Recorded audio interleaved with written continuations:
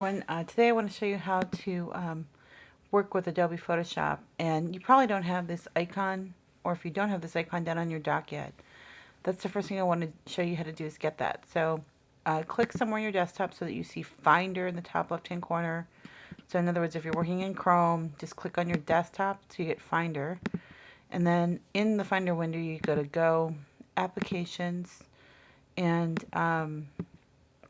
go to Adobe Photoshop CS6, so it's under A, and click on this, and there's a subfolder. So if you're looking at it this way, you see there's a subfolder, and that's the actual application. And you don't drag it down to your desktop, you drag it down to your dock down here.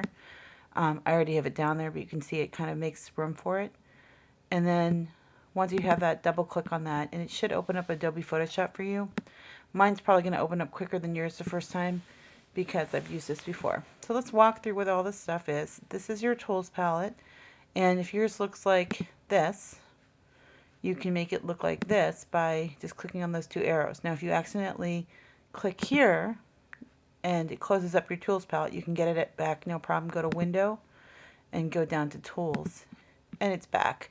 And the same thing goes for all these other options. Some of them we will talk about, some of them we won't get into. So there you go. Okay. So moving right along, up at the top, let's make a new file. So File, New, and let's, instead of making it the default size, let's make it 8 inches by 8 inches and 200 ppi and transparent. And I'll explain what all this means later, but that's the file size we're going for. And there we go. Now those checkerboards you're seeing there, they're not really checkerboards. It's Photoshop's way of saying that's transparent. That's all. And let me just move this over a little bit. There we go. Whoops. Okay. So it's floating in a window. So this is my artboard right here that I'm working on.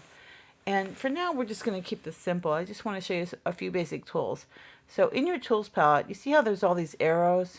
If you mouse down on one of them, you're going to see that a whole bunch of other options will come up. So I want you just to be aware of that, because later on, to find something, you might need to mouse down and click to find that. But let's go to the brush tool, which is the top tool here. And by the way, a little quick button key. If I press the letter B, it just takes me right there. Isn't that nice? And then down here, if I want to choose my color, currently you probably have it set to black. And if I toggle back and forth here, I can go between my foreground and my background color. So I can always have two colors ready to go. But if I double click here, I'm not going to show only web colors, and I can scroll up or down. Now this doesn't select the color. You have to actually physically select it over here and then say OK. And currently I have my brush set to 300 pixels. That's another cool thing I want to show you. Every single time you switch one of these, the options up here change. So once I have it on brush, obviously it gives me brush options. So I can change the shape or size of the brush if I want to. So if I want it to look like this, I can look, whatever I want. And then obviously this lets me change the size. So if I draw something here, now I want you to look at your keyboard, because there's some interesting stuff I want to go over now with you. Find the letter P on your keyboard, and to the right of the letter P, or well, yeah, the letter P, there are these bracket keys. They look like this. Here's one, right? And then the other one. And if I press the one that's on the left bracket, my brush gets smaller.